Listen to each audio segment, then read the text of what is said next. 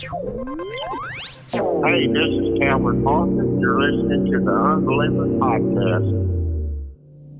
There were several groups. One of the principal ones was the reptilians from the Orion complex. Without any exaggeration, it was like being on fire inside. Rats were eating you up inside. This stuff was in my mouth. It felt like it was 500 degrees. It was unbelievably hot. My first question would be, were you a member of the Church of Satan, a card-carrying member of the Church of Satan?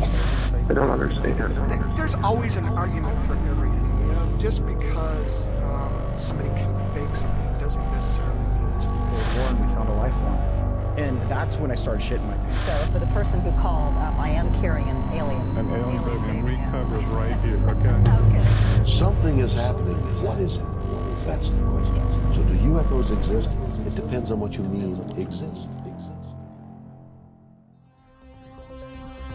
In the age of the internet, access to paranormal television shows and documentaries has never been easier. A multitude of unnamed streaming services and channels exist only to showcase paranormal material from the past and the present. But what if there was a scary show on the Fox network that has somehow fallen through the cracks of time to become paranormal lost media?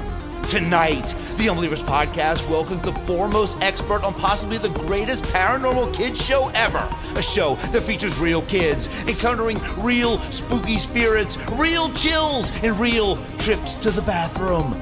Zack Weber is here because it is time for real scary stories. Right here on the program, we continue to learn to unlearn everything you know.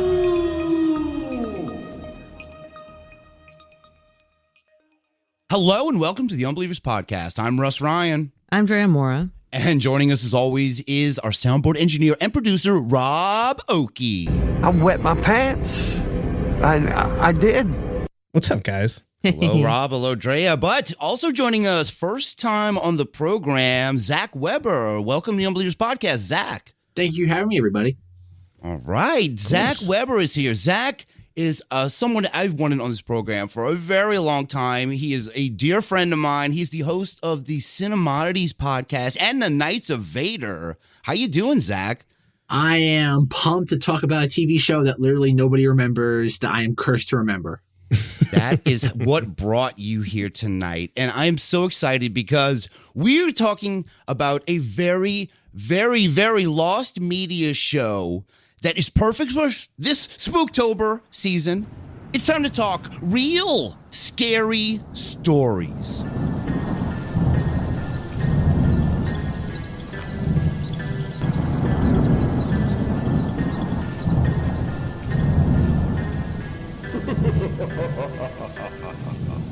It's getting spooky. Hold up, it's kooky. No jacks, no Adams, no clowns. I really feel like I live in a ghost town. You hear that bump in the hallway? What you doing? Don't you go and walk that way.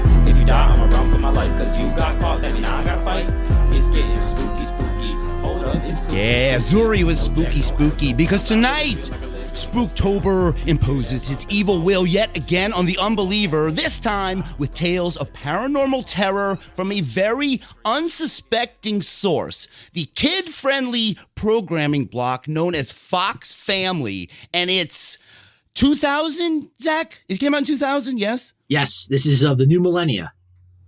This was the beginning of a new millennium. This show, it was called Real Scary Stories, and this show features real preteens and teenagers going to some of the most terrifying location in the United States and getting very, very frightened. And what makes the show even more interesting is that it has completely disappeared from the world. And there is no record of this show even existing. What the hell? Except for the work of one man who is with me now. Be with me. Zack Weber. Please explain to our listeners your history with this FoxFamily program, Real Scary Stories. Oh, Real Scary Stories. Oh, geez, where to begin with this? It was a TV show that began in the early 2000s, like Russ said. The show scared the ever-living daylights out of me. As a kid, I could not, I would, run out of the room the moment it would start. But it was one of those things that, I know a lot of 80s kids have that thing of, something like Return to Oz, that sort of just, something that's it's not meant to be that potent, but it just is. But like some Henson things, like E.T. maybe crystals. E.T. maybe. There you go. Certain shots of E.T. Yeah. But no. So basically, what happened was I was always morbidly fascinated with the show, and then in October 2002 for FoxFamily's 13 Days of Halloween, I recorded 4 episodes on a VHS tape that somehow just survived almost 10 years. And then in the early 2010s, I decided to rip those and put those on YouTube. And it's pretty much been the entire vein of the show's existence. Prior to that, there was about one segment that was on YouTube based on the Lemp Mansion, which I guess has some sort of macabre history. Then about, I'd say, 5 to 6 years later, a person named Daniel W. contacted me thanks to another YouTuber who posted a commercial of this show and basically said, hey, I have more episodes. Would you be interested in them?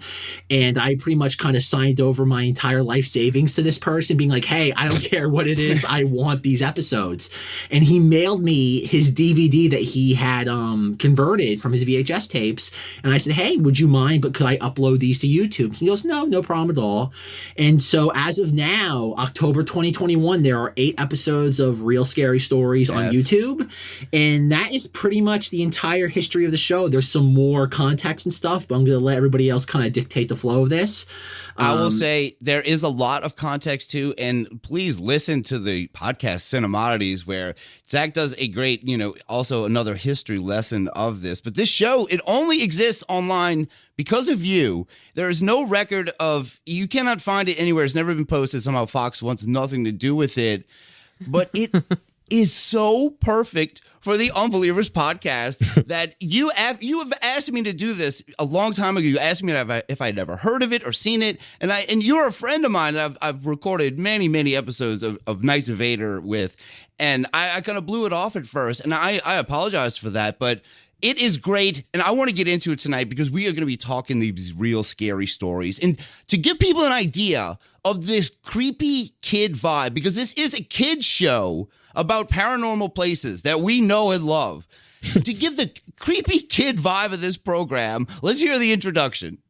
Imagine hearing an odd sound that can't be explained, or seeing a shadowy figure move, but no one is there. A light flickers. You feel a cold breath on your neck. Is it your imagination, or is it real? Yeah, I mean, that tells you all you need to know. This is going to be very frightening. It's going to feature children that can't act, but they can be very monotone. And the monotoneness is the creepiness.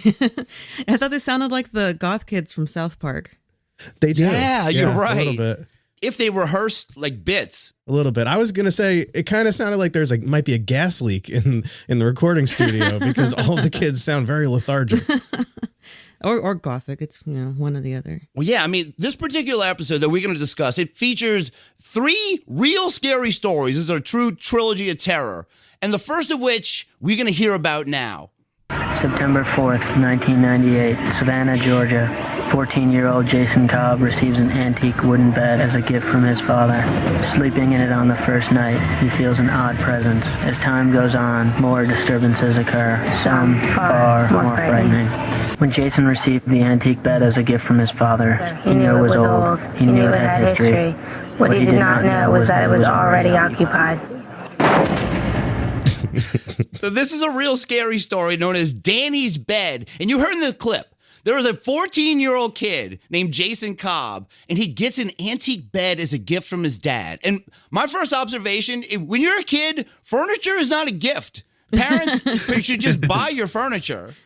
That's really strange. That was the weirdest thing right off the bat. Yeah, because he did say likes to go antiquing with his dad. That's a neat hobby to have, but yeah, a bed for your birthday. But come on. Yeah, like the way that they said it too, are like, we're gonna go. He's gonna get to go pick out a bed at the antique place. I was like, that's like your I wonder birthday what their present? Christmas is like. Yeah. Zach, I want to ask, did you ever get furniture as a gift as a kid? Oh, geez. I got a bunk bed once, like 20 For a years present? ago. That doesn't count as a present, though. I think it was like kind of like a back end present, as in like, oh yeah, we also got you a bunk bed for your birthday. It was like, oh, like we got you like these sort of things, but as a kid you complained. It was like, oh yeah, we also got you a bunk bed. It was like a weird way of padding the present. Yeah. I see what you can't complain, man. You got a place to sleep. And for all the haters out there like me that think a 14-year-old doesn't want to have an antique bed for Christmas, I'll stop you right there. Me and my dad like to go to antique shops and auctions. Jason and I went to the gallery, the antique auction gallery, and we were in hopes of finding an antique bed for his Christmas present. In the corner of the auction company was this bed. The very first night I slept in my bed, I felt like somebody or something was watching me. They were leaning over my bed and just staring at me. The very next night, I felt like a cold breath was like somebody was breathing on my neck. You know, I thought it was just a draft or something. Okay, so Jason does like to go antiquing with his dad. That's fine. You guys are right. He could be into worse stuff, and I think most teens that I from having a teenager myself would find that really brutally boring. Like, but hey, that's what he's into. What a boring Christmas present! Just like a new antique bed. He loves it though. Well, this kid like, I deserves got to my get bed, haunted, first night in my bed, never forget my bed. Because you got to know with antiques, if people have owned it before, and especially something you're going to be sleeping in and passing into your conscious and subconscious state. You should just get something new. I don't know, man. I was worried about other stuff when I was 14. Zach, were you worried about what bed you were getting? Oh, geez. Like, I don't even know. You still had that bunk bed. Pretty much. I know. I still have components of the bunk bed. I think I have half of a bunk bed. I think I have a bunk bed. I have a singular version of it somewhere. I always just wanted mashed one. together in a giant bed. I always wanted a bunk bed as a kid, and my parents were always like, "No, like no, like you're gonna break you need a sibling for that. Someone's gonna break their leg. Like you're just gonna. You don't need it. We don't need a bunk bed." Actually, that ends up. That seems to be a common thread in haunted stories, like with siblings or even friends, that when they sleep in bunk beds, like really weird shit tends to happen. It's like this. Oh, so it's a good thing you you are didn't saying have that one. A bunk bed, a haunted bunk bed, is like double haunted. Oh yeah, exponentially. Let's not even get into that. Well, a haunted bed is a good setup for a story to scare kids, because most kids, after watching this, like Zach, they probably had to go to bed right after that. So let's get into the spookiness. When this happened, I didn't tell my parents because I thought it was just me being a little paranoid. The last thing I thought it would be was a ghost, messing with me. On the third night, I saw the pillow in my room. It dented in, and it was flattened right in front of my eyes. And that's when he came talk to me. My mom didn't believe me. And I said, Jason, there's got to be a logical reasoning for it. Well, I had a picture of my grandparents on one of my nightstands. The next morning when I woke up, my grandparents' picture was shattered. And that's when my mom was a little hysterical. She knew it wasn't me because I wouldn't break my own grandparents' picture. That's when we went to his daddy and said, there's something going on here. All right, well, okay, this kid is very into antiquing at 14, fine. But he also keeps a picture of his grandparents next to his antique bed. Have you ever seen anything like that? Rob, have you ever gone over to your buddy's house and you see his grandparents' pic next to his bed? I mean, I don't really go into my friends' bedrooms quite that often and like look around and stuff, but I don't think it's that crazy. I mean, like who else? You got to put pictures of your family members in your house. What do you? Okay, Drea, this kid, 14, you walking in that bedroom, he gets you to sit down there. You see the picture of the grandparents. What's your next move? They must be very close, is what I'd be thinking. Because it's possible. Look, I never. He's got, like the Wolverine meme sitting at night with that thing. Miss you, Grams. I mean, look, I never had a close relationship with my grandparents. They all passed when I was very young. So, I mean, I'd feel like kind of envious, honestly. Like, oh man, you got to be close with them. Sorry. I think the ghost is helping him out, though. I think the ghost by is destroying the picture. Yeah, it's helping him get a little action. He's like, no girl is getting in there looking at grandma and grandpa with you, dude. No, we gotta clean this place up. It would be sweet. So it might get him points. I think now this is a mean ghost who's like, screw you. You thought you were going to score some points with a chick by being all sweet and loving your grandparents. Well, not here. No, Zach, and there's what's one of those movies where a guy is paid to get guys laid and he like helps them out. There you go. This is Ghost Hitch, yeah. But we're going to hear what happens next, and wow, if you thought those creepy kids at the beginning were good at finishing each other's words, come over here and check this family out. He says, well, it must be a spirit or a ghost or whatever. Then it entered into my head to ask the spirit if he wanted to tell me his name. He said, whoever's out there, whatever you want. Here, write something to us. And I put down a pencil and paper. Walked out of the room. Shut the door. When we came back, he had wrote down Danny 7. What a weird device to use. Do they all just have to read the exact same script and they just cut it for dramatic effect? I mean, like, I cut clips bad like that. I thought it was just like me. I didn't know if I just wasn't in the right mindset to watch it. I'm like, is this just... Oh, no. Because Play I usually Soundboard have... 1. I had to clip the end of that to just show how ridiculous this whole bit is. Walked out of the room. Shut the door. When we came back, he had wrote down Danny 7. Wait, it's so I know unnecessary. This is like, yeah, so I don't know. jump cutty. I don't know, but I feel like they just were like, all right, let's get to the point. We got to really just get to it. And who said it the quickest? Cool, like, hey, this is a neat way. I mean, look, it was 2000. You know, that is a lot of new styles of I guess TV and movie production. They thought they were being cool. This was the digital age emerging, right, Zach? This is 2000, and the Matrix was starting to take over our paranormal kid shows. You took the words right out of my mouth. The Matrix being probably the prime influence of everything for the next 2 to 3 years after it was released. This has all of the stylistic qualities of 1999 pretty much summed up into one 25-minute long TV show, basically. Like the editing, the sound effects, everything. It just feels. I did get a really good nostalgia kick from it. Basically, I was going to say earlier, what is the price of nostalgia? That's and I think Zach figured it out. Zach, worth it. Yeah, it's worth it though. Yeah, but the thing about it is the way they cut it, it's so distracting. You're like, who am I listening to? You don't even hear what they're talking about. What they're talking about is there was a ghost that was able to use a pencil and paper and write his name, Danny 7. They don't even show the name. I guess he's Danny 7, like he's Single 7's brother. But let's see if the ghost wrote down anything else. That pretty much freaked me out right there. I found it very disturbing. I didn't want to sleep in there at all. He wrote a note about his mother died in the bed in 1899, and that made us kind of sad, I guess, but it was kind of confusing because we didn't know if his mother had died in the bed or if Danny had died in the bed. He liked to play little jokes on us. He didn't want me to sleep in the bed at all. That was his bed.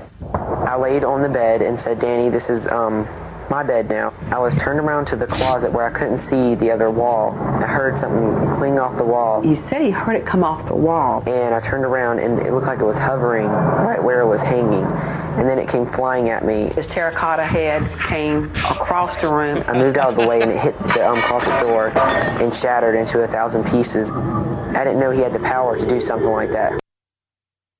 Yeah, so wait, Danny also has terracotta heads in his bedroom along with his grandparents' very picture. Unique child. Very, very different. I don't know. And also, I think the ghost is a little weird kid too. This ghost is obsessed with the bed that his mother dies in, his dead mother's bed. I don't know. You think these two would actually get along? They'd be like, yeah, we're both kind of like weird, obsessive creeps. Yeah, and just get a different bed. Why do you need this bed? And why are you gonna take time out of your day to challenge a spirit for their bed? Like, just Rob, this kid likes antiques. This kid's an antiquer, and he's yeah. got nothing better to do. Yeah, what are you doing, dude? Like, just get a different bed. Just for a second, try to be a normal kid and just sleep in a normal bed. You don't need to sleep in a haunted ghost bed. If he was actually the Pickers guy, like if this was a real thing? I don't have no idea. Oh, that would kind of lend some credence. This is his origin story, the guy from Pickers. Rob's got a good point, though. If you're really that terrified to sleep in your bed, like, just fucking get rid of it. Well, he Just did. move He on. gets rid of it. And good. now, Josh gets rid of it. Now that he's decided to part with his beloved Christmas present bed, the creepy narrator twins tell us where the haunted Danny's bed ended up next. When Danny's bed left Jason's house, so did Danny.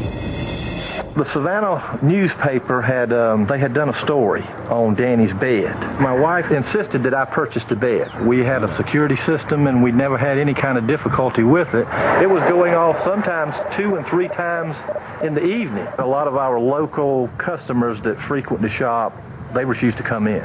And so we decided to sell the bed. We had heard about Danny's bed, the haunted bed, and my daughter said, "Oh, I've got to have that bed." I've heard that he could get mad if you sleep on the bed. That's why I never really messed with the bed. When I'd go in Danny's room, I'd feel a cold, damp feeling. Yeah, so that is the current owner of the bed, Pam Whitten, who bought it from that other guy, David Brogdon, who he bought the bed, but he had alarms started going off and stuff. This bed is triggering alarms. Yeah, it's pretty creepy. My daughter said, "I gotta have that bed." Why are all these kids so weird in this town that they all want to sleep? This is a weird town. They're bored. Everyone's just bored in there. They got nothing to do. And then the kicker is that they want it, knowing it's haunted, and then can't handle it. Yeah, and they're like, "Oh my god, this thing's haunted." It's like, yeah, this is a mistake. That's how we got here. They said they have a room dedicated to this thing, but it sounded like it was the garage. We're like, well, we have it in the garage, but we have the garage going to set up like a little room to Danny. Like, we can't park in there anymore. That's Danny's room. I love how the narrations always sound like a prayer. Like it's like a bunch of kids reading a prayer at the same time is what it sounds like to me every time they it's do very it. stiff. I get like flashbacks of Catholic school being like in second or grade. it's some kind of Is that what you MK sounded Ultra like when you show. prayed? That was exactly what it sounded like with me and my friends all praying at the same time. Or like some trigger message that this show was sent out by Fox to be like, let's hypnotize the kids, the certain kids that are triggered by those the monotone kids doing there. But those kids might it's a be cool hypnotized. show. It's a cool. Zach, I can't believe you saved this thing, man. You should be so proud of yourself. This is so great. So let's hear the wrap up to this haunted bed from the creepy kids who are going to introduce us to a psychic. Those who are willing to listen are sometimes also lucky enough to hear. Psychic Connie Brannon was brought in to listen to Danny. Danny is an energy form at this time versus a form like us, and he can manifest himself as a person, but he doesn't. He manifests his energy different ways. Spirits can attach themselves to anything, to a car, to a ring, anything in their prior life that was very special to them in some way. The bed was a family heirloom, so when he died, he prefers to come visit this. This is something he knows. This is something he's comfortable with. I'm hearing the bed needs to have its own special place where it's not moved anymore. I feel sadness. It's a deep, sad, lonely feeling. I don't want to sell the bed because I feel like Danny needs a permanent place, and if my home and my garage is the permanent place for him, then I'm happy with that. Yeah, she just sounds a little obsessed with the dead kid, but the psychic actually sounded upset. That was the believable part of this thing. The psychic was like bawling, talking like, "Oh, he's so sad." She did get sad. The emotions, it's very emotional. Yeah. It's real. Not everyone's real good at scary faking stories. Yeah, exactly. Well, what did you guys think of Danny's bed, man? Zach, I know this is a favorite of yours, yes? Well, that's the weird thing about this segment is that this segment is so unrepresentative of the show at large. Right, because no one gets, they're not trying to, a lot of this show, we will say, peeking a little into the future of this, a lot of this show is just trying to scare kids. That this is kind of a story that it happened and it moved on and it involved a kid, so they used it. But a lot of this show is like, how about we just take a kid and Blair Witch style, put him into a paranormal situation. And so this is you're right, it is not the best representative of what this show became. But I do think its show did start as this. One thing I liked was the mention of maybe ghost cars, and also just the idea that rings, ghost rings. I want a ghost ring. Can bring it anywhere. Anything can really get possessed by like any sort of object can become a home for a spirit is what they made it sound like. So I was just wondering, what would you guys, if you were a spirit, what inanimate object would you inhabit? Russ, what would you inhabit first? Nah, I can't say. What would I don't want to I'm not haunting the wash tower or anything like that. Don't get any ideas about that. I don't know, because like a bed seems kind of boring to me. Like there's got to be something that is more fun. So you're going to fuck with people in their dreams and just make them have poor sleep quality. Yeah. Make it something I'll more haunt fun. the moon. That'll be I like the idea of haunting a car. That sounds kind of fun, actually. Just being like, I'm just a car now. Didn't Stephen King write a book about that? Or a short I think I story? remember that. Totally. I think so, yeah.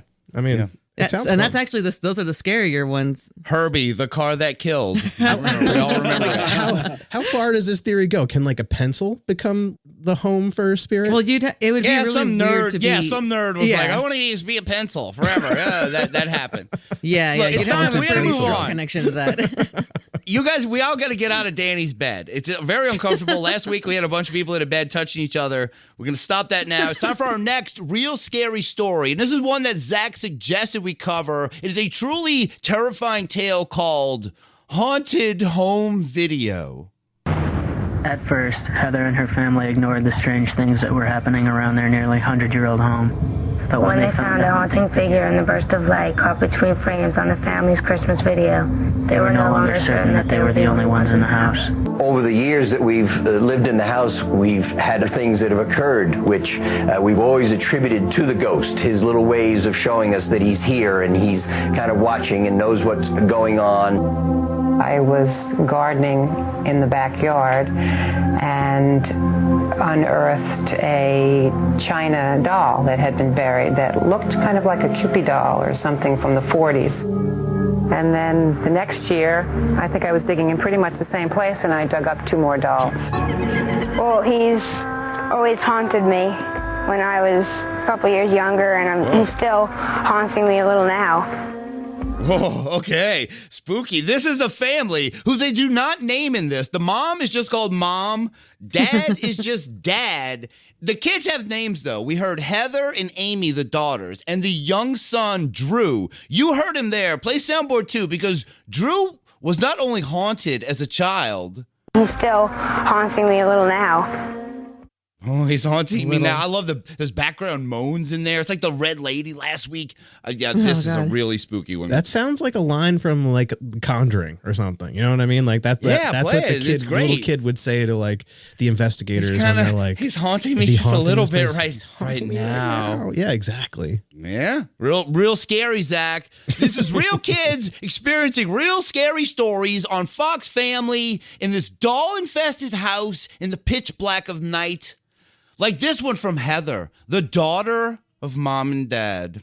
My 2 friends and I had a sleepover, and I got up to go to the bathroom, and it was pitch black, and I saw these 2 red eyes across the hallway staring at me. So I motioned to my friends. I said, look what I see. And we all saw it at the same time, screamed and ran downstairs. None of us came back up because we were too afraid to see what it was.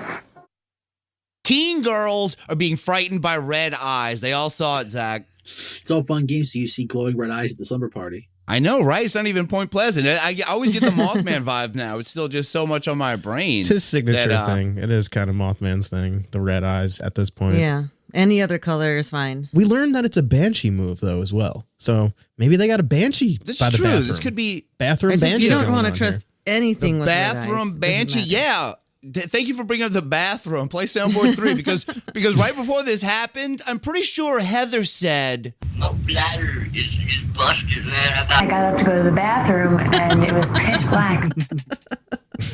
Oh, we even got the pitch black in there now. Got bladder busted. Oh man, perfect. Yeah. Zach, I got to tell you, this show was the most Unbelievers, unbelievable show I've ever watched. and in everything that we do, it fit right in. And here's the entire family. I don't know, we call them the Fox family because they didn't give them a name.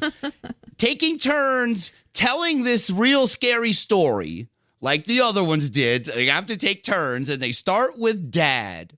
A while after we moved in, and we noticed this Blood, or what we think is blood, dripping around a doorway. We at first thought that possibly it was something that was just bleeding through the plaster, but we could see when we took the wallpaper off that there was nothing there. Within a short period of time, maybe 6 months or so later, I would notice that the red spots were back on the door. It was just completely unexplainable. What a lot of people are missing from their ghost stories is the actual proof to show you right here. And I have that. My family has that. We have a videotape of a ghost. She has the top secret information, and she is willing to share it. It's like, I don't know if that formula of just them talking, I've actually started to like it. It makes it all about the family. Well, it's Fox Family. The family is telling the story. Bleeding Walls, something that seems like a horror movie, but it is real in this for the Fox Family story. I have the top secret information. I just can't share it. You don't think? Oh yeah. But play soundboard 4 because Heather really is the polar opposite of Will Smith. The actual proof to show you right here, and I have that. My family has that. We have a videotape of a ghost. She's got the top secret ghost videos, and she will share it. Yeah, Will Smith. She's better than you. Zach, you didn't think Will Smith was going to get involved in this, did you? We twice now, Hitch, and now again. Reoccurring. You can't hang from Will Smith. Synchronicities. He probably has the top secret episodes of this show. He's just not willing to share it with us. Yeah. I don't know. Will Smith's got a lot of other stuff going on. I don't know. You're right. He's not worried about this. But Heather claims to have the proof. Heather has real proof of the afterlife on a home video. How did this happen? We were watching a video of our Christmas when I was, I think, 3. You could see a figure between 2 frames of videotaping, and we thought, what is that? We were kind of bowled over by the whole thing. We couldn't figure out what it was. It was a new tape. It wasn't anything we had taped. We know that for a fact. We just knew it was something mysterious. For a while, we didn't let Heather watch the video because we thought it would scare her. And as a matter of fact, Drew has not seen it yet. Tonight I'm going to see the ghost for the first time. Hope I'm going to stay in the room. It's going to be very scary for me, and I don't know what I'm going to do. We have captured a ghost. There it is. Now we get young Drew. He's never seen the video, and this is what this show is all about, right? Is getting a kid in a very scary, real situation involving his home. It's so weird. I don't know what word to use to describe it, but I guess exploitative, where it's like we just want to see this kid fucking get terrified. Hey, kid, you want to be on TV? There is a very frightening, real, maybe paranormal situation going on in your own home, and we are going to experience it. Zach, this is one of the most clippable shows that we've ever done. That clip was action-packed, but look, play soundboard 5, because I thought the home video of the family they were playing was eerie enough already, even without having definitive proof of specters, but it's going to be a little hard to hear, but listen to what the video actually is. This is the Fox family singing Jingle Bells in a very, very unnatural way. When I was, I think, 3, you could see a figure between 2 frames. Who sings? You can hear it, right? They're going, terrible. Jingle bells. Like, who sings like that? Rob, you're going to have to enhance it in some kind of way. Play soundboard 6. Let's clean it up.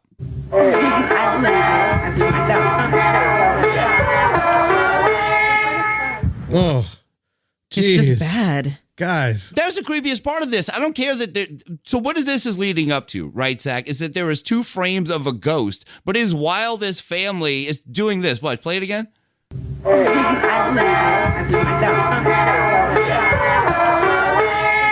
Yeah, as eerie as that is not the point of this story.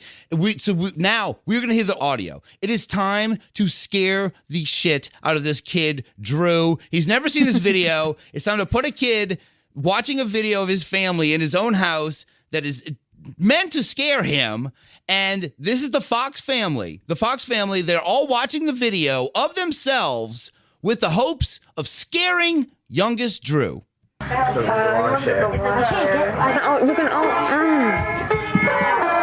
Flipping out. Okay, you guys really. I always flip out.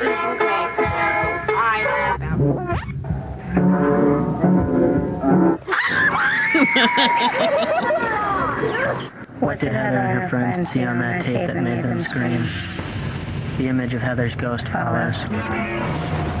Man, I've never been happier to hear those 2 before. There's like 15 people in this room watching that. I couldn't even find Drew in the video, the kid they're trying to scare. And all you hear is the girls from the sleepover screaming over it the entire time. I didn't see anything. Yeah, who invited them? God. I guess the more screaming, the better for this show. That whole clip was just pure chaos. It was absolute chaos. This was chaos.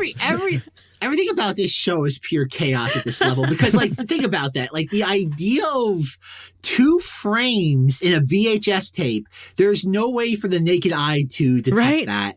It's literally impossible. You'd have to know it's there and somehow time your blinks to the, like, exact like, moment. God, 2 frames. It would be, it's impossible. It is impossible what this is. What this is the family terribly play Jingle Bells again. We can remind it what is actually happening here. Jingle Bells.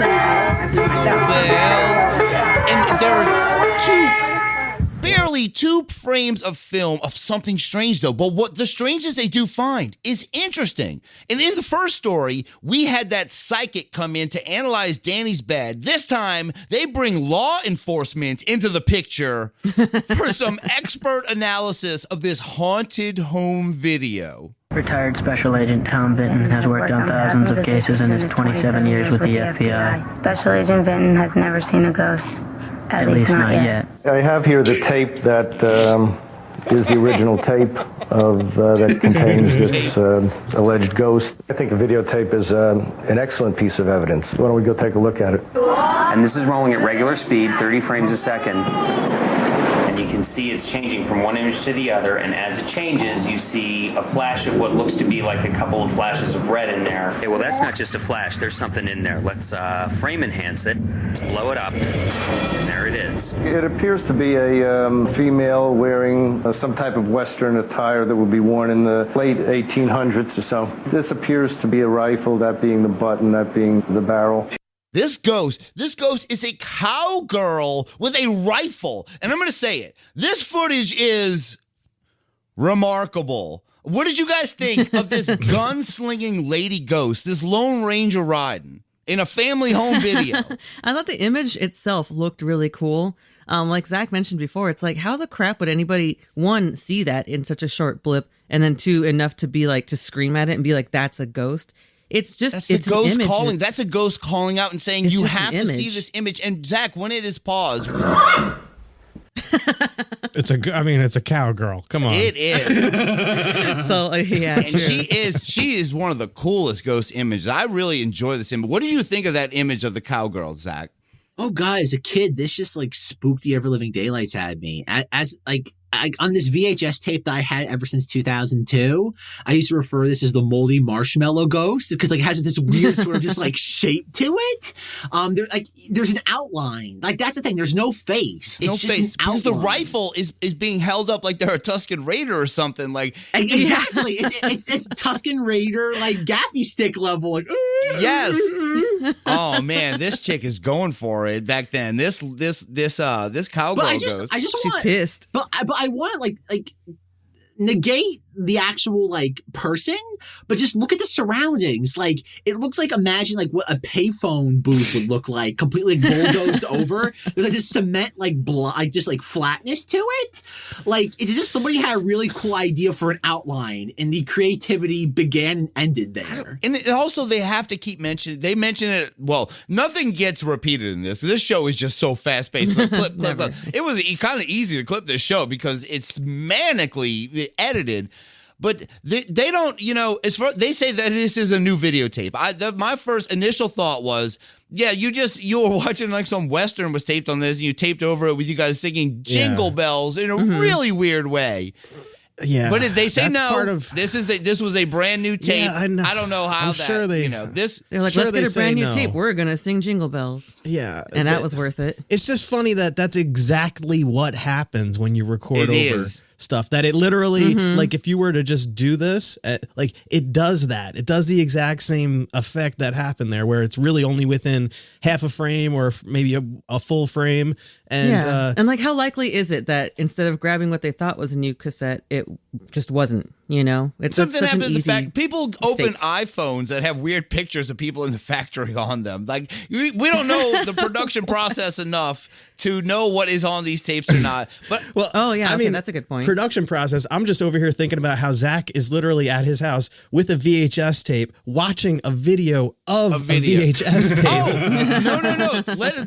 I don't want to be lost that we are talking about audio of a bunch of people watching a video of themselves where a ghost interrupts themselves. We've gone another level with this. I like the video though, but what does expert lawman Tom Vinton think of it? If you're saying this is 1/30th of a second, basically, is that correct? Yes, that is 1/30th of a second from the one frame to the next. In microseconds here, you have two different positions. That type of movement in, say, 1/30th of a second is inconsistent of what the human body can do. That in itself is, peculiar and questionable. After reviewing the tape, I would conclude that there is no satisfactory explanation as to how that image came up on the videotape. We don't know. And that's it for that segment. These real scary stories can just stop on a dime, right, Zach? Well, that's the thing that makes this so... Like, as somebody who watched this as a child, like, as the intended audience. No closure. Yes, exactly. It's the jarring ending, the ambiguous nature of it all. But I think you have that weird, there's so many layers to this that I don't think the producers even intended. Like, you have the idea, as a kid, you're watching this, and like you said, Russ, it's just hitting you fast and hard. Like, it's just bing, bang, boom. There's no breathing room outside of commercial breaks. I have the original version with the commercials. You've cut out. That's a trip. You better have those. Hold on. Do you have those commercial segments posted somewhere? Okay. All right. I don't have them posted, but I do have them digitized. Let's stop here and say. I think at this point we should plug actually your YouTube channel. We've been amiss in not saying go to Rogue Knight, right? Well, yes, definitely. At this point, if you are tickled by any of this, go to Rogue Knight. I think at this point, anyone wants to see what's actually happening here. Yes, at Rogue Knight on YouTube, right? And all this is the only source of these videos. So if you want to keep up. Sadly, it's the only source for this, unless you somehow stumble upon it, like somebody who's It's funny. Speaking of videotapes of videotapes, if you want someone who's digitized a digitized version of a videotape, then go to the Weird Daily Motion account that has ripped this off from me.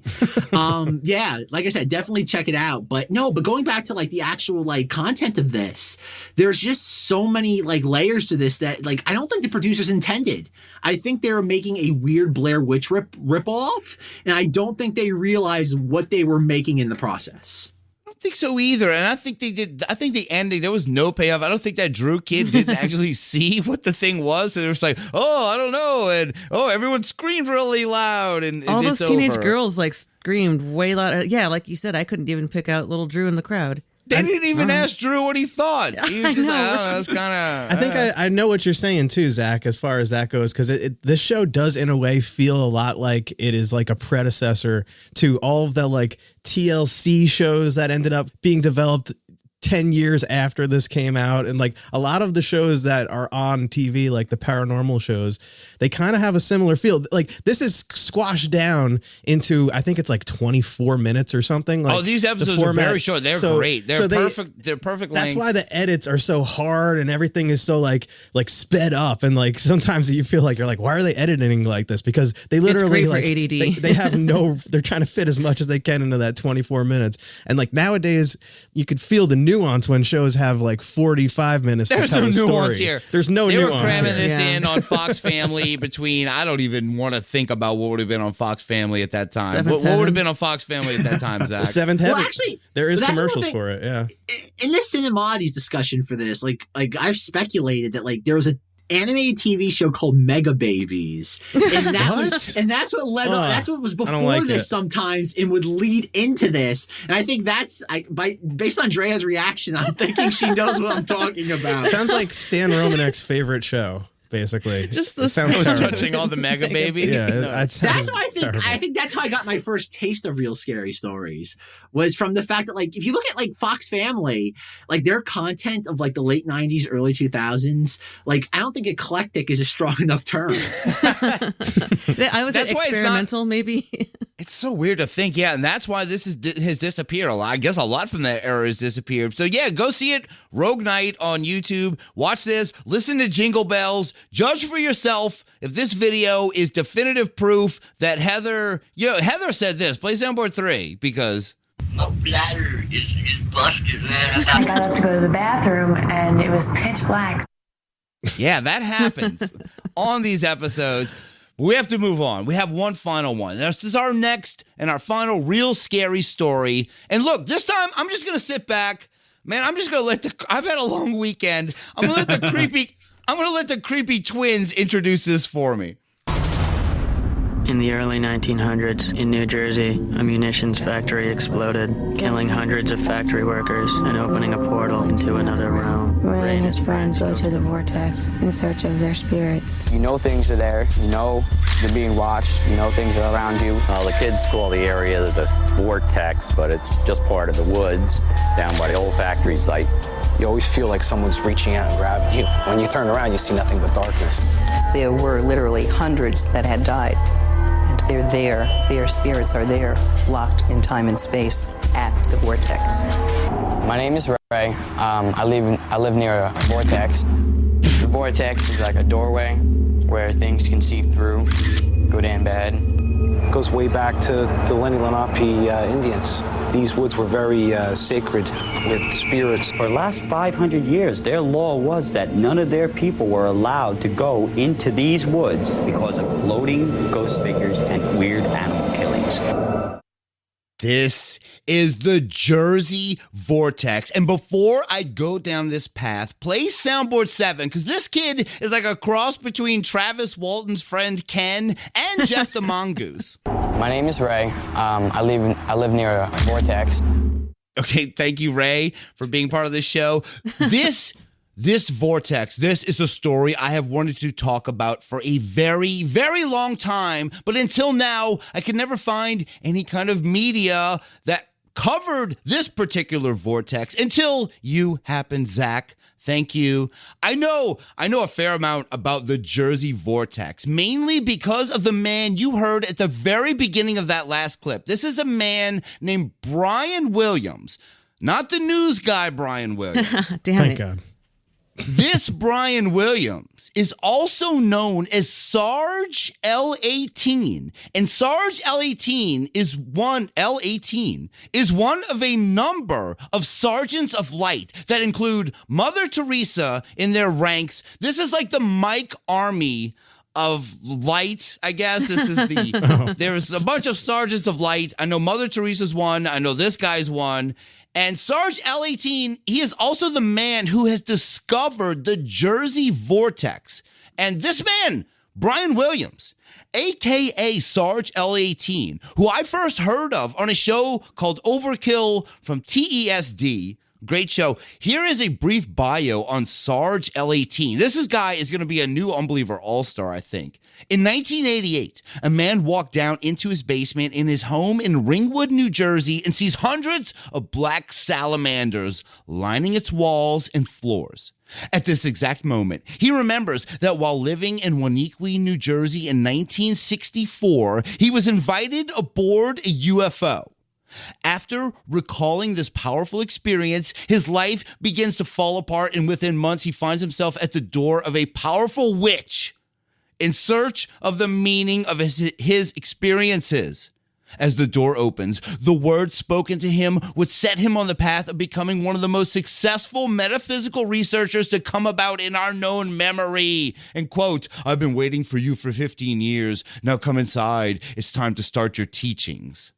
So this experience, this 1988 experience, was Brian/Sarge L18's first step into a larger world, a world that would now include the Jersey Vortex. And we're now going to hear Sarge L18. Here he is on his YouTube channel talking about his unbelievable backstory.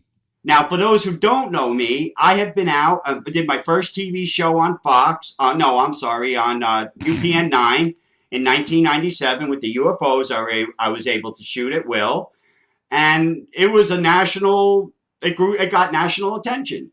And from there, 4.5 months later, I made contact and discovered the Waunakee Vortex, made the orb discovery and gave it to the world. And I still to this day have constant contact with interdimensional multiverse aliens. You've seen my channel. You've seen all the evidence. If you haven't, please subscribe to my YouTube channel. Sarge L18 Stranger Universe and start looking around and looking at the stuff, and then you can decide. Hey, I mean, this guy's out there. He's shooting UFOs at will, a la Dorothy Izod. He's communicating directly, a la Stephen Greer. He's discovered orbs, a la, I don't know, Dreamy Leonard. How is this dude not a huge name in the paranormal yet? I don't know. I guess when you're L18, you're just afforded a certain level of privacy and man, and what was that UPN show? Zach, you heard it. He mentioned his Fox show. He gave us a plug. He let it slip slightly, then he let himself.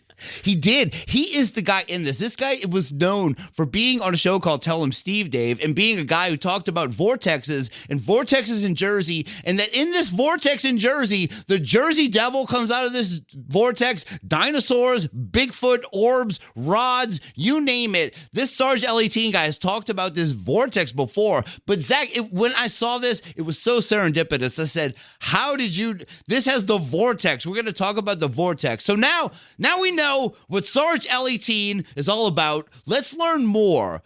Take it away, creepy twins. Munitions workers didn't believe in the power of the vortex, but they were wrong. Dead wrong. Well, it used to be a munitions factory back there. It was supposedly sabotaged.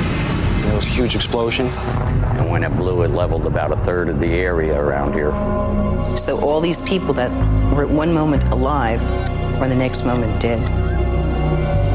And they're there. Their spirits are there. So when you walk through the beginning part of the vortex, you go through this area. And that is where I have seen ghosts.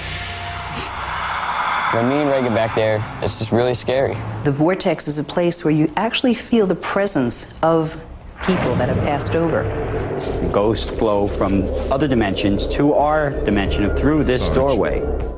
So the lady, yeah, that was Sarge at the end there. This is 2000 era Sarge L18. But the lady you heard there, that was a woman named Martha Snee from something called Paranormal Vortex Studies. This is one of the premier institutes for vortex studies. I have to ask, are vortexes a real thing, Drea? I kind of think so. I mean, I don't know about like what's the difference between like a vortex and a portal or something, but I know that there's definitely or like a hot spot. Yeah, hot spots, whatever they call them. That's the best word for it. I honestly think those are all seems like a visual thing, though. A vortex seems like They're all something separate. spinning I think around. those are all three completely different things. I think to the be vortex honest. is like a Stargate, and so that's that. Yes. I've been to a vortex before, guys. I charged the wand in a vortex. There's a vortex apparently in Montauk. And Montauk vortex. Spent Rob's a little been there. time The wand there. has been So, there. Rob, what would you say is the difference between a vortex and a portal? I think a vortex is a natural location that is, like he said, it's a doorway. It's located where a bunch of people were blown up in a munitions factory. Like, yeah, it killed like 2/3 of the people here. This munitions factory. Sometimes like, wait, everyone lived in one block? Like, they may have built that munitions factory there for a reason, because like a lot of times people they do want that. to kill. Like the place where the vortex is. Listen, I'm trying to bring something here to this. There's a vortex in Montauk at the Air Force base there. They built the Air Force base there because it's an important spot. That area used to be native land back in the day, sacred native land.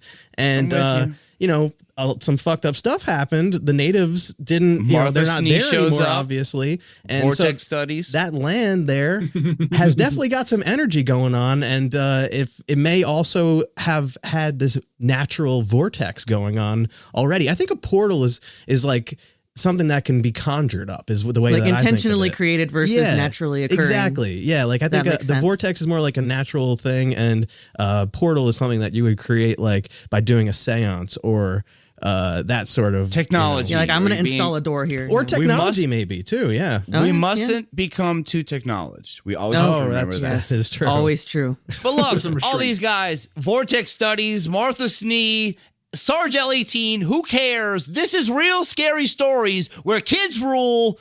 How can we get some kids frightened and get them involved in this portal or this vortex? Let's get some kids in there. Throw them in the vortex. Let's go. One of the reasons why me and my friend Ray go back to the vortex is to take photographs of these orbs. Oh, there you go. Yep, got an orb. That's a good one.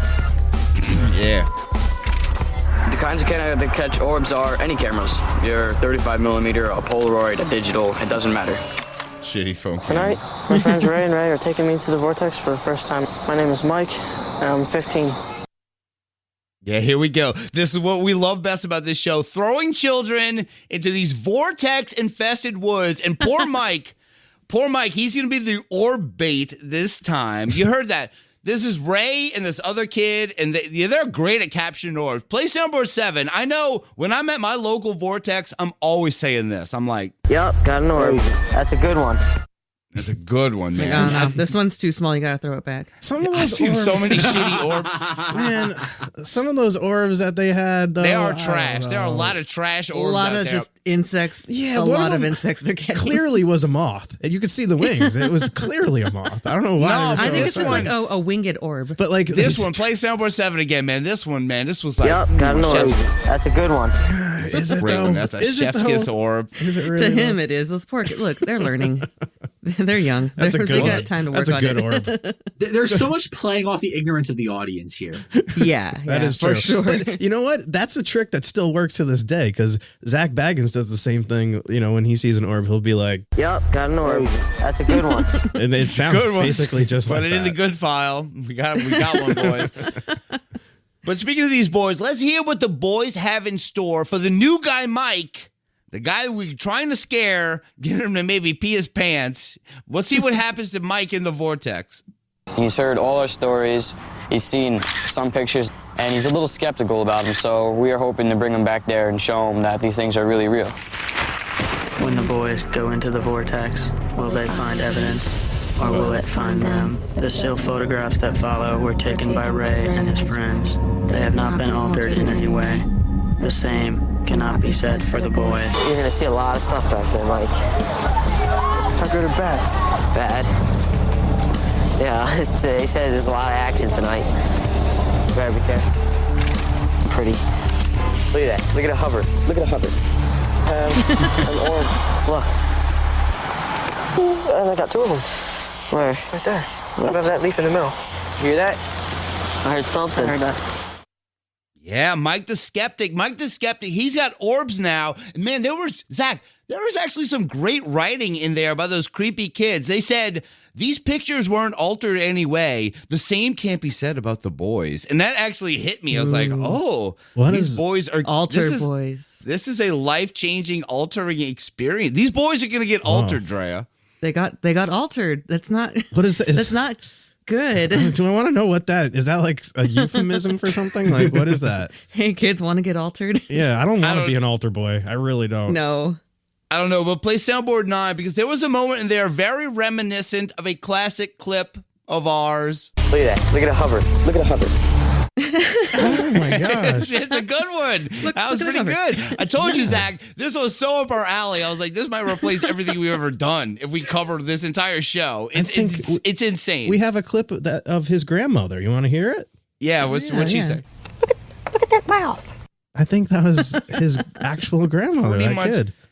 It's pretty much the exact same thing, but it's more than just orbs in this vortex. According to Sarge L18, who I said earlier, there's everything in there. There's the Jersey Devil, there's Bigfoot, there's rods. Everything comes out of this orb, and the boys begin to get very, very frightened, nearly to the point of being altered. We're walking down, and Mike walked ahead of us, and he comes back, and he goes, "Oh my God, I heard a thump." Yeah, I heard a boom. It was closer. Yeah, it's telling us not to go back there. Flash your light, nothing was there, right? I saw the bush just like that, shaking. Just like that. Holy! Oh. I didn't see no footprints. Nothing. I didn't see no landmarks. It's like it wasn't even there. Yeah. Just so we can say we did it, come on. Nothing's gonna happen. Alright, this is it. This is the entrance as far as I go. Get in the middle and get out. No, I'm not going in the middle. I'm going in the middle. This is in. This is in. You said in. Wait, fine, go. And we got out there in the fog. Fog was really freaking us out. It was moving in all different directions. I'm gonna find out. Let's get out of here. Let's get out. No, come on. No. Look at this. Look, there's my knees and I ain't even breathing. Dude, that's fog. Yeah, why is it foggy here? They love to come out and not back there. Go. Oh, thank you. That makes me feel better. Where'd the fog go? Fog's gone, bro. Fog is gone. It's moving. Yeah, it is moving quick. The fog. Yes, that Mike kid, he gets legitimately frightened in here, like filling pants level in this. All of them. They all jump like several times from like something making a sound right next to them, or at least that's what it seems like. Yes, yeah. Play soundboard 10. Mike's sound effect was pretty terrible, but I am actually contractually obligated to pull these every time. I heard a thump. Yeah, I heard a. Why does this kind of like great sound effects? Yeah, why does it have that sound before the thump? What is it? What is that? It actually might not be so bad. Play it again. I like the. I heard a thump. Yeah, I heard a. Yeah. I mean, it does kind of harken back to the original, the original whoosh. And they even got the whoomp at the end, There's a whoomp in there, and a thump, There's and a lot whoomp. of swooshes and whoops. Yeah. There's going to be some weird tournament of sound effects at some point where people are trying. That could be like a short one, like a standalone Patreon episode where I think we could just do it in one episode. That would be really fun. So many times people feel the need to make their own sound effects and say, play it again. I don't know. It's the last time. We'll move on. I heard a thump. Yeah, I heard a. What are they talking? What made it the thump? What do you think it was? Yeah, they never explained it, dude. They never explained it. There was a thump and it's a ghost sound thump, just like a ghost is just like stomping next to them. It's there's only one thing that can make a thump, and it's ghosts. It's just a paranormal. It has to be. That is Well, true. it's a vortex. This is a vortex. Mike is being drawn to a vortex of monsters and ghosts. It only gets worse for him. This is Mike. Mike is not a member of the Mike Army because Mike is very scared. His membership has been denied. Here is Mike. This Mike. He is terrified. And let's hear the very abrupt ending to the real scary vortex. Like, oh my God. My camera just went dead. We're out. I'm scared because I don't know if I'm in danger or not, or if one of those things falling down or trying to protect me or trying to attack me. If I am in danger, I have no way of knowing. That's what scares me. There was one other thing that Mike and his friends didn't know. They were being followed. Turning back, we didn't see anything on the way back, but we were definitely still scared.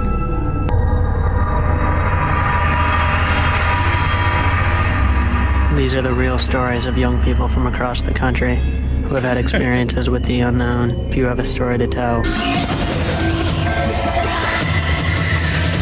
write to us at Highland Entertainment, P.O. Box 2036, Old Chelsea Station, New York, New York, 10113. Tell us your real scary story. Yes, listeners, please write in. There's no website or anything involved at the time. Zach, do you not own this P.O. box this time? You have some history with this P.O. box, don't you? This is how you tried to contact the show, right? Oh, jeez. Yeah, this is the part of the story where it gets personal. Let's hear that. This is the end of this. Okay, let's get into that, but we're going to wrap up the vortex a little bit. Let me play a little clip because I don't know if you guys noticed. Play soundboard 11. That kid, Mike, in that clip, he got so scared, I think he teleported out of the vortex, lantern style. Play the final soundboard clip of tonight. We're out. Pew! You hear that? Like, I've had to edit this. I heard that. Play that again. That is lantern style speed. I think he just zipped out of there. We're out. Pew! Yeah. And the footsteps. He started running, and then he just picked up into warp speed. He did, but...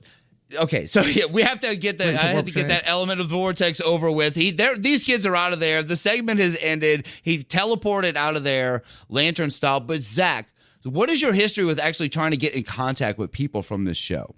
Oh, geez, that's where it gets really spooky, where like the lines between just the macabre nature of the show versus like the actual reality of it. I remember back, it had to be 2001. I wrote a letter to the address that's featured at the end of every single one of these episodes. This one, the one you just played, the P.O. box, right? Yep, the P.O. box and Old Chelsea Station. And I wrote to that when I lived in Florida. And about 3 weeks after I did that, I got the glorified, just giant stamp on my letter that said return to sender.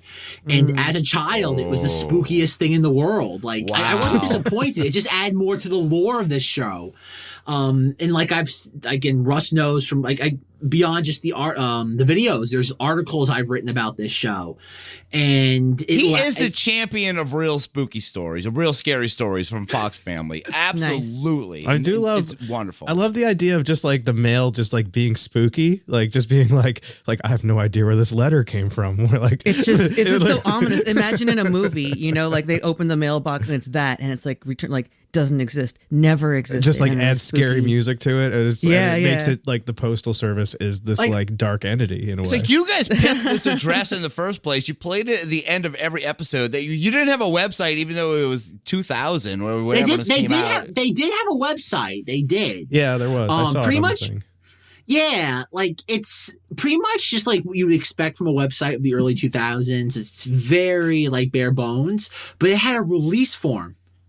Release form for what? Release form to what? To watch it or to be on the show? To be on the show. Like it had a release form. That was just download one. That's cool. That was the way. Yeah, that was just a production element of the show. I don't think that was even meant for the public. That website. I think it was whoever was curating it just figured that'd be a cool element to like make it like seem real. Because I know in one of the segments that I didn't share with Ross. It's a weird sort of thing. There's one additional episode that is on YouTube, but we discussed it in the pre-show recording that's just so butchered because it was like early 2000s YouTube nonsense of like trying to evade copyright detection. I don't know where I don't consider it a full episode. That's how badly just as a mess it is editing wise. That somebody actually says in one of the segments, like, "Oh, I wrote to real scary stories." And it's like, this show only had basically like a 6-month production period. Like, I don't understand how this was possible. It's like a weird chicken and the egg scenario. But no, getting back to the Russ's question, I wrote to the show in 2001. I got my letter returned back to me. I've tried to get in contact with numerous entities from this production. You've tried to talk to people that were actually part of the production. What's the name of the production company? I don't know if you remember it. What is it? It's Highland Entertainment. He's contacted me. He has been dogged in this search to get this show out there. And you've heard these clips tonight. This is the greatest stupid Fox Family paranormal show you could ever ask for. It is so up our alley. I'm so glad like you've gotten close with some of these people, but they don't seem to care about any of it. That's the thing. Like, I've gotten close, yet I haven't. It's this weird sort of thing where I've been within inches, but I feel like I'm miles out. Technically, the main person who's this show's brainchild, I don't even know if this is an accurate statement, would be Don Wells. Yes, he's listed on. Yeah, he's listed on everything.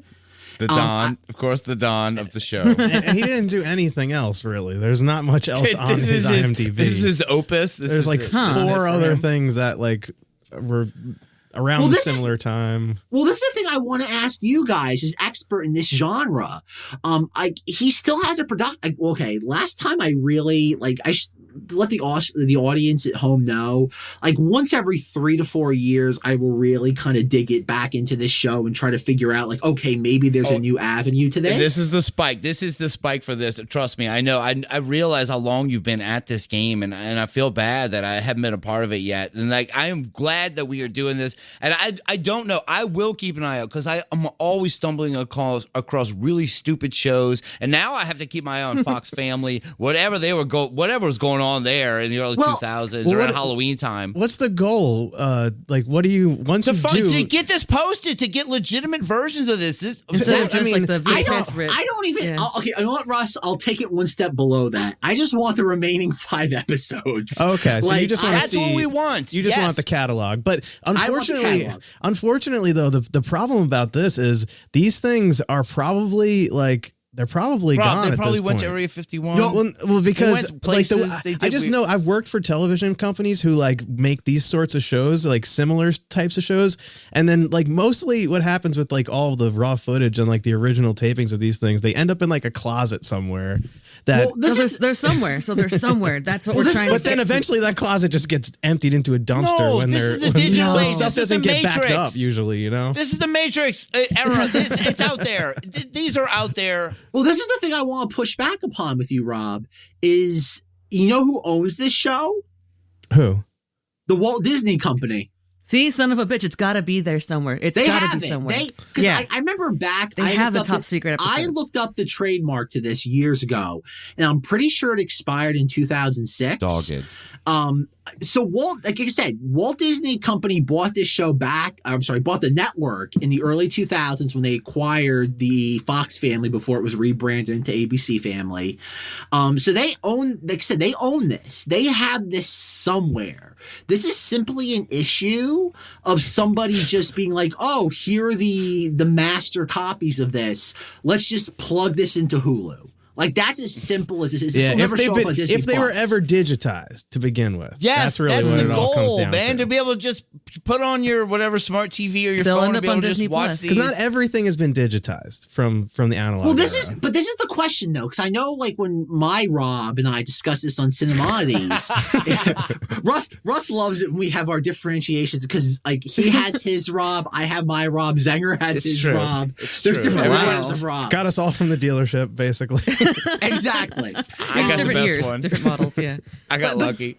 But this is the fascinating thing about this show is I get it. There are certain things with like just Hollywood and the Screen Actors Guild, but in the 10 plus years I've had this uploaded to YouTube, I've never had anything regarding like a copyright strike against it. No one cares about this show. No one at all cares about this at all. That's why it exists. That's why we're going to watch. I want to say this now. I have to ask you right now, Zack Weber, before we close this out, will you do some live stream Twitch? Because you're the owner of this show, essentially, at this point.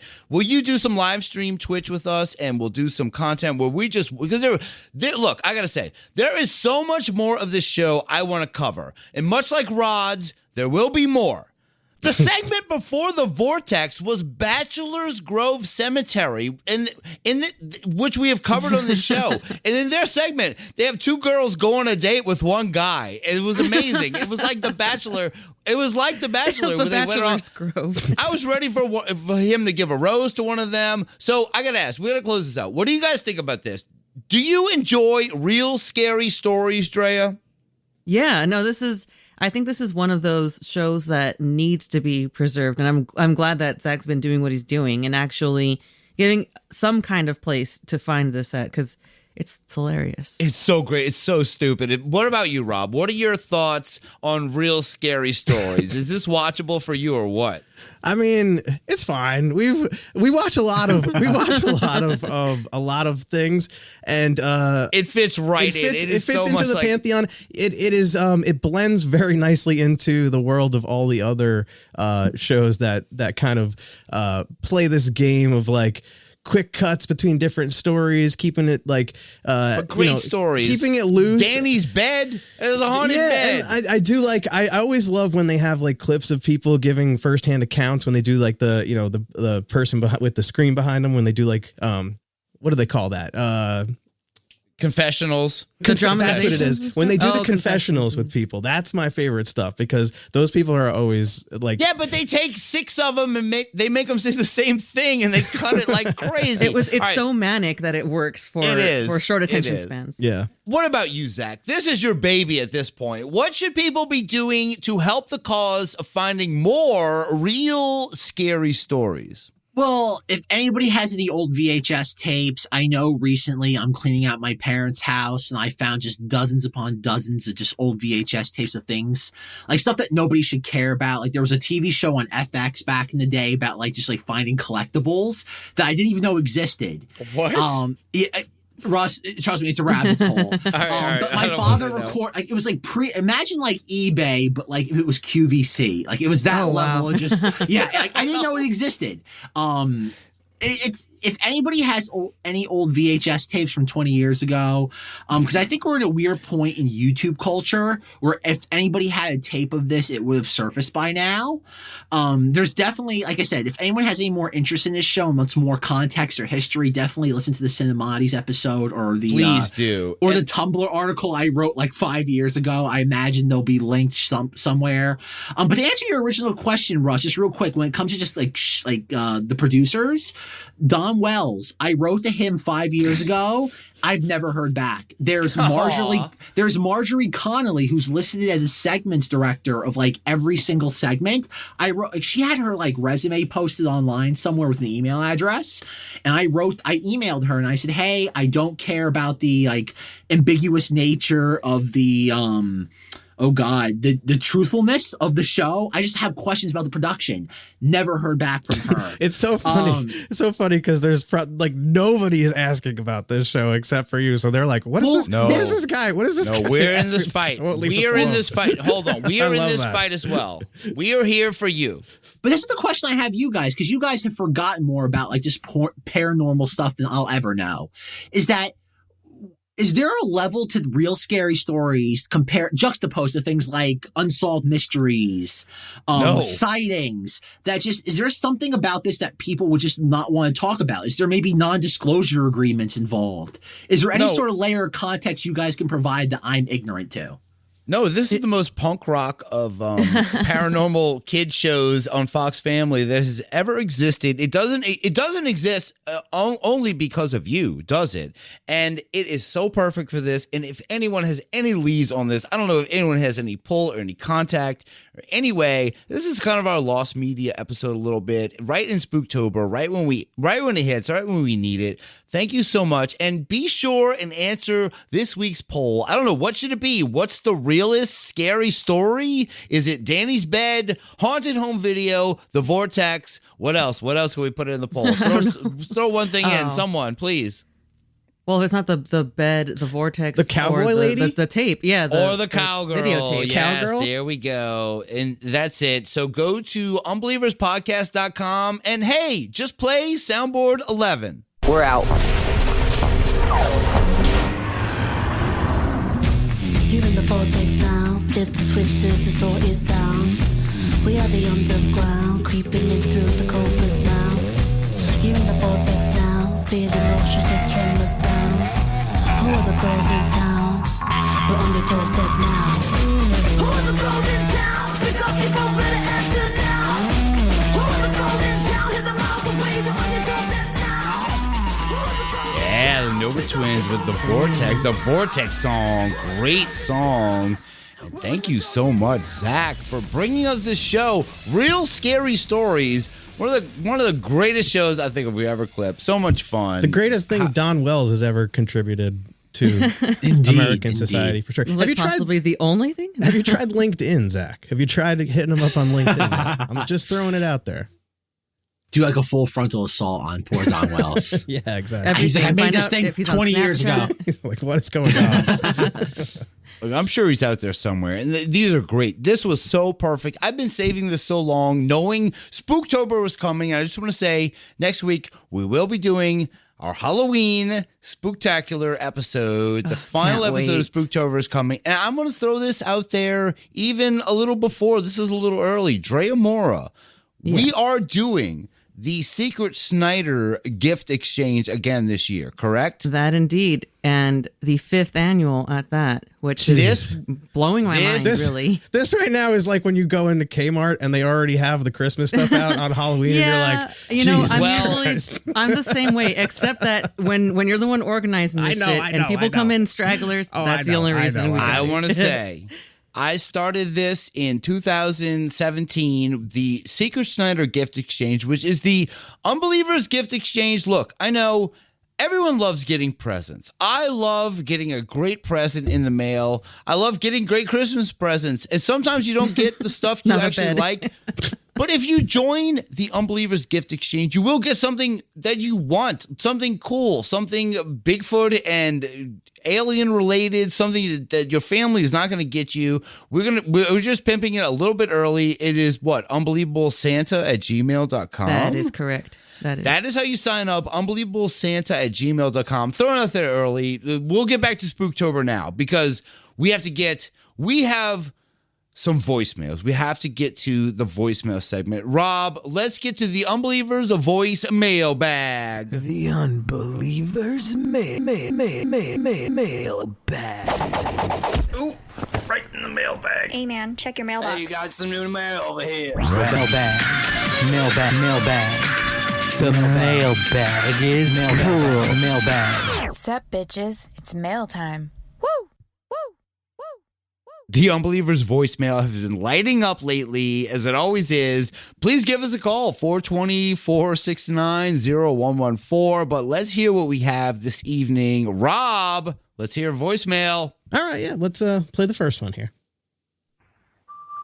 Hey guys, it's Destin Starr. The first thing I wanted to say is, ever heard of, and I don't know if this is how you pronounce it, but it's Menehune. It's Menehune. It's actually Drea. I'm pretty sure Drea had a pretty good accurate description of what it is back in episode 90, whenever Green Finhawk was heading out to Hawaii. And second, the sound would be played on voicemail, because I could use some creepy music right now. Because I got Drea a scary story. I don't know if she still gets scary stories, but I got a scary story for Drea. I'll wait 5 seconds for that.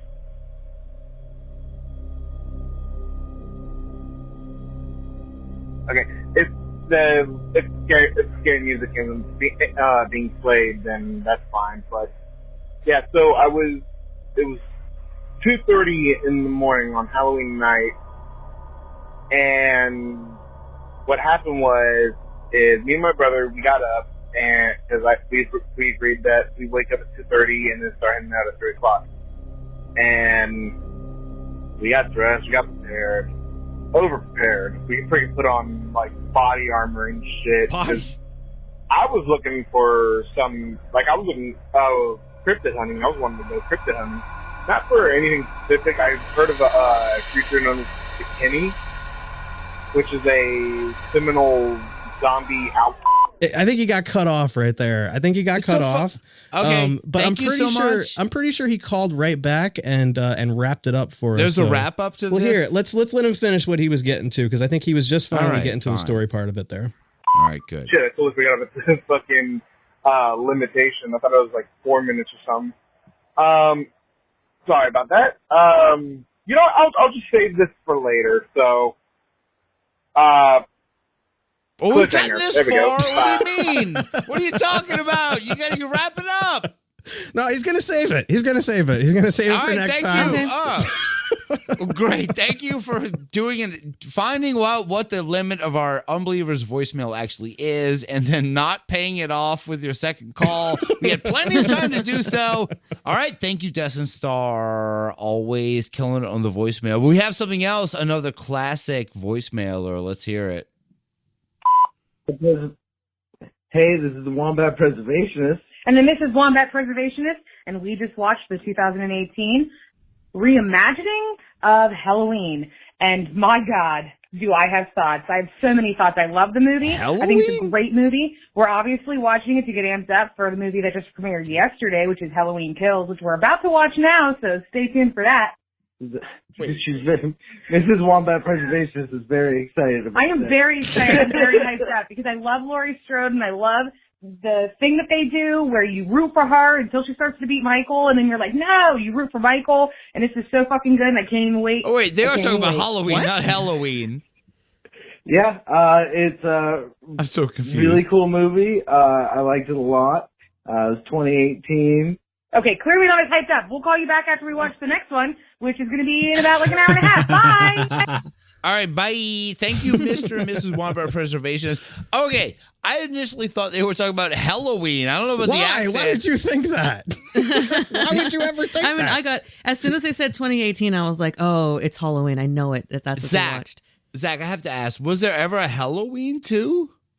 A Halloween or a Halloween? What is Halloween? Is that even I've never heard of that. That's a great question. Get that. Is that a movie that only you know about, Russ? There is a movie called Halloween, okay? That's a great movie. It's What called is it? Halloween. It's a 80s horror movie.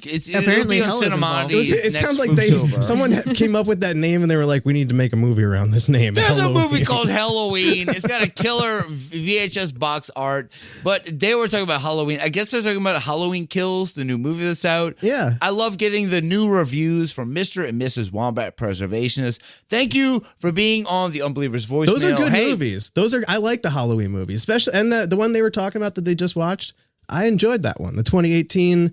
What about you, Zach? That was one of the last ones I saw. Have you seen this yet, Zach? Have you I seen did. this I yet? saw Halloween Kills Thursday night. Oh, and what's your... Let's hear. Hold on. This Non-spoilery. is an exclusive. This is an exclusive. Only will you hear this in the Unbelievers voicemail segment. Zack Weber, what is your review of Halloween 2? As a huge slasher subgenre fan, I chomping at the bit for more of this. It was fun. Like I forget the last time I saw a movie in a theater where I was literally on the edge of my seat. It was fun. That's probably the easiest way to describe it. If you love, it's less Halloween and more Friday the 13th, as in you get more Jason-esque thrills out of this.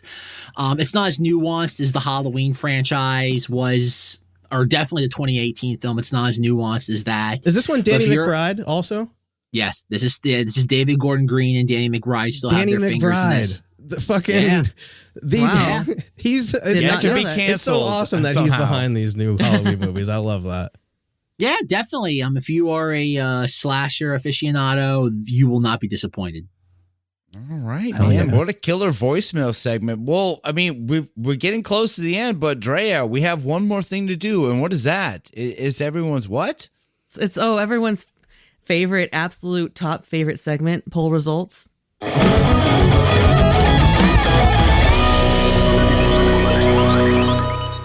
This week's poll, what's the scariest Art Bell caller? And the choices were Child Regression Girlfriend, Dirty Harry Ouija Guy, Ptolemy Mothman, and Pavo the Nazi. So many great choices. I'm going to ask you, Drea Mora, what do you think the Unbelievers said? Oh my God, this is the one that I honestly, it's such a shit show. I guess I would go with the Ouija Guy. Yeah, I want to say, I don't know how ants ended up on the poll. That's a mistake. Yeah. That is a holdover from last week. Somehow ants I ended love up that on it's this poll still in too. All right, so who do you go? You going with Dirty Harry Ouija Guy? I'm going to ask you, Rob. Yeah. Who do you think is the scariest Art Bell caller? Ants. All right, you're going ants. Zach, who's the scariest Art Bell caller? Is it Papa the Nazi, Child Regressing Girlfriend, Ants, Dirty Harry, or Ptolemy Mothman? 100% Nazi Man. Art Bell's reaction to him was just spooky. It was even spookier than Nazi Man. Yeah, Well, return to sender. Congratulations, Zack Weber, with Nice. 14% of the vote. Pavo the Nazi is the worst caller of the Art Bell. Ghost to Ghost AM, open lines. And of course, there are others. What's the spookiest Art Bell caller? The frantic caller. They know art. Sobs, signs, the slan. Yes, the classic Art Bell frantic caller. What's the scariest Art Bell caller? An Iraqi werewolf when it's that time of the month for a werewolf. It did have boobs. Hee. Lord Doku, the Otter King. Signed Lord Doku. Remember the Otter King? That was this year. I do. Remember? Oh, yeah, this guy? Dorku. Yeah, Dorku. That's Count right. Dorku, Excellent. the Otter King. Thank you, Count Dorku. What's the scariest Art Bell caller? Nothing comes out in a solid form when you are an alcoholic. Signed Boner Yogurt. Thank you, Boner Yogurt. Yes, Boner Yogurt, you know. What's the scariest Art Bell caller? I was in a Halloween hall and there was this bowl and there was a very puckering experience, if you know what I mean. Signed Blue Box UFO. There's a lot of clips in there. I was in a Halloween hall. Hallowed ween halls of the Mizpah. The Mizpah, yes. And then he's saw got the bowl in a bowl, and we all know what happened. Of course. We went to this room. There was this bowl on this table, and I was supposed to ejaculate into the bowl. But he's got another new one because this was also... That was a very puckering experience, if you know what I mean. I know what you mean. I know what you mean. We all do. Thank you, Blue. Thank you, Blue Box UFO. What was the spookiest Art Bell caller? The Ms. Paul hologram. Sounds like something Zach B would make out with. Ooh. Signed, Mish peacefully eating a hamburger. Oh, shout out to Mish because you didn't too, did you? No. Did you smell it? There he is. That's not the shout out to Mish. I want to talk about Mish, who is always Peacefully getting a hamburger. Thank you so much, Mish Burger. What is the scariest Art Bell caller? Do I want to ask and answer 6 of my own questions? Yes, but there isn't enough space here. Signed, Pants Filler. You're right, Pants Filler. That's you great. can't do that. Thank you so much to the guy who is Be throwing up and filling my pants. What's the scariest Art Bell caller? I feel Shut Up Aaron would agree that my dad is the scariest caller. He called to talk about the rage that haunts him. Signed, Scared of My Dad Guy. All right, Scared of My Dad Guy is recognizing that Aaron won off of his own account. And I don't know, we have something to that, don't we? It's something new. Haunts him. You're talking about... He's still haunting me a little now. Yeah, Scared of My Dad Guy. Shut Up Aaron is haunting Scared of My Dad Guy, and I'm here for it. Nice. What is the scariest Art Bell caller? Send not to know for whom the Art Bell tolls. It tolls for these nuts. Signed, Ramidus. Thank you, Ramidus. And I got an Art Bell for you. How about this? Drop it like a hot rod. Thank you, Ramidus, so much. What is the scariest Art Bell caller? The one who's really good at filling his pants with beads only if you're an A-credible is Abby Normal. Signed, Corrupted Mask. Corrupted Mask. Corrupted Mask is just making work for Rob at this point. That's not clever, and you're probably not going to win because you're aggravating I think us. technically we have to play all of them. We have Be throwing up and filling my pants. I remember he said filling his pants was one of them. I know Abby Normal was one of them. So I can But also, if you're a time traveler... If you are a time traveler, and only if you're a time traveler. Yeah, because I think that turns out... So far, this one comes up credible to me. Okay, thank you so much, Corrupted Mask, because you are very... You are Abby Normal. Yeah, very Abby Normal. Okay. There you go. Thank you, Corrupted Mask. What is the scariest Art Bell caller? Obviously, his shirt collar. Signed, Hose B. We had... What's the scariest Art Bell caller? How dare you? Signed, JC. Whoa, JC himself just signed up in poll results. Thank you, JC. What's the scariest Art Bell caller? I have no idea where that little girl come from. Fuck that guy. He's not going to stand Romanek me. Signed, Blackie Anunnaki. Oh, Blackie Anunnaki getting in there with a little Romanek with... I have no idea where the hell that come from.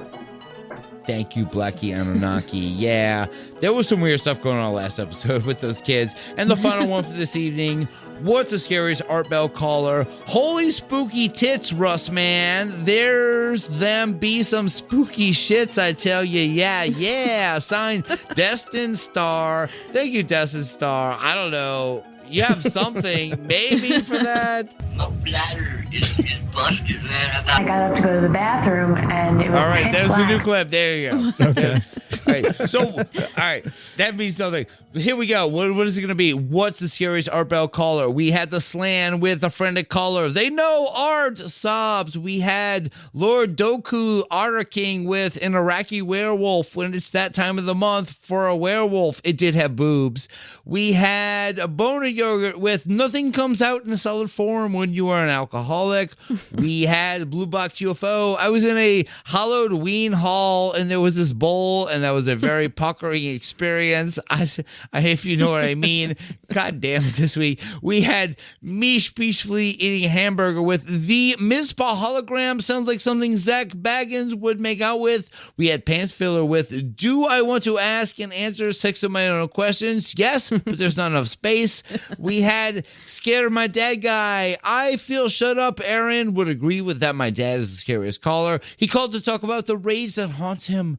We had Radimus with Send Not to Know For Whom the Art Bell Tolls. It tolls for these nuts. We had Corrupted Mask with the one who's really good at filling his pants with beans. Only if you are a credible is Abby Normal. We had Hose B with obviously his shirt collar. We had JC with How Dare You.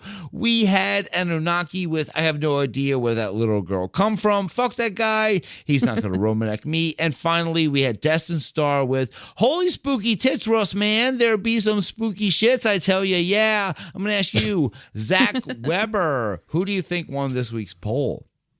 I hope Nazi guy. I hope. Okay. That's a pretty good one. How about you, Drea Mora? Who do you think won this week's poll? I think I got to give it to Ramidus, I think was the name about Art Bell Tolls for These Nuts. That was a pretty good one. Perfect. I'm kind of behind that too. How about you, Rob? Who do you like? I got to give it to Corrupted Mask for just making all of those Art Bell clips kind of flow into each other. Oh, you like being so smoothly. I mean, he did his homework basically. He went through and found all the Art Bell clips. So. He made extra work for me on a weekend when I finally had off since the Mothman Festival. So because of that, congratulations, Ramidus with Send Not to Know For Whom the Art Bell Tolls. It tolls for these nuts. Congratulations, Ramidus. You just won this week's poll result. All right, we come to the end of the program, but before we go, Zack Weber, do you have anything you would like to say or plug? No, I'm just eternally thankful for all of you guys for welcoming me on to the Unbelievers podcast. I've heard about this podcast forever before I even got to know Russ personally through Zenger. Zenger being a loud champion of the Unbelievers podcast. And it's been a great privilege to be on here and to espouse the wisdom of real scary stories and hopefully add many more clips to the soundboard for many moons to come. It was so great to have you. Please go listen to Cinemoddities and Knights of Vader if you want to hear me in my ridiculous takes on Star Wars. But Cinemoddities especially, where Zach and his Rob talk about great underappreciated films and TV shows. So much great stuff. Before we go, though, we're getting to the end. Drea Mora, what do you have to say or plug? Just a reminder, I guess, about that Secret Schneider. Just get the jump on it early. Because we will be ending it right at so that's unbelievablesanta@gmail.com. We are in Spook-tober. We are looking forward to the unbelievable Christmas this year. We're doing the gift exchange. Let's do it big this year. Let's do it big. We don't know how long we're going to be able to pull this off. Let's do it. Rob Okey, you have anything you want to say or plug? Just check out my Instagram at Rob Okey and at Okey Audio. And check out our Patreon. We're going to probably have something. I think we'll probably be watching something. Oh, good stuff. We'll probably be watching a movie or something at some point between now and Halloween. So if you follow our Patreon, you'll definitely know about that as soon as we know when we're going to do that. There will be more real scary stories with Zach, too. We will stream it. We'll put it on Patreon, and that's it. Go check it out. The Unbelievers podcast hosts today were Drea Mora, Zack Weber, and me, Rus Ryan. Our producer and soundboard engineer is Rob Okey. You get our tarot cards at unbelievablepodcast.com. You can join our Patreon by going to patreon.com. So it's Unbelievers podcast. You can join the show, follow the show, do whatever you want to do with the show. We won't tell anybody. On Twitter at Unbelievers Pod, Instagram at Unbelievers Podcast. Our Facebook group is the Unbelievable Podcast Network. You can check out our merch store at TeePublic. There's a link in the description. And thank you so much to all the patrons: The Ominous Clouds, Chris Porteous, Robert Farrington, Kyle Wilson, Dominic Shealy, Lid Vicious, Linnea Surte, Fabian Art Muffin, Nick Marshall, Ramiro, Sam Chauval, Creepy Little Book, Johnny Knott, Sandy, and Deborah Foles, Cade Bote, Christopher Stroker, Jennifer Hartznoff, Jeffrey Hartznoff, Luis Payon, 8-Bit Melody, Jennifer Dyer, Christopher Balderramer, David Egelhoff, J.G. Spanklin, Little BB, Dr. Ortega, Tyler Ventura, Adam Dvorak, Corrupted Mass, Michael Phillips, Carol Valley, Manny, MQ Ultra, CJP, Braden Hitt, Raymond Ruel, Todd X, Christopher Pinici, The Moon, Mike Henry, Bryce Cronenberg Jr., Don Bright, Shannon Ferrigno, Tom O'Connell, Donna Bands, Jenna Stevens, Kat Chaos, and Jason Kelly, and Mike. of the Mike Army, Brian Ashton, Michael Army Mento, Wombat Preservationist. Our music advisor is Pandora3373, who really killed it this weekend. Our official composer and theme song creator is Unbeliever A.A. Ron, a.k.a. Aaron Schilb. Follow him on Instagram at the Aaron Schilb. Our official graphic designer and card maker who designed our logo is Raymond Well. Check out his work at P Raven Creative on Twitter and Project Raven Creative on Instagram. Our official Baby Yoda publicist is Pam Z. There we go. A new addition.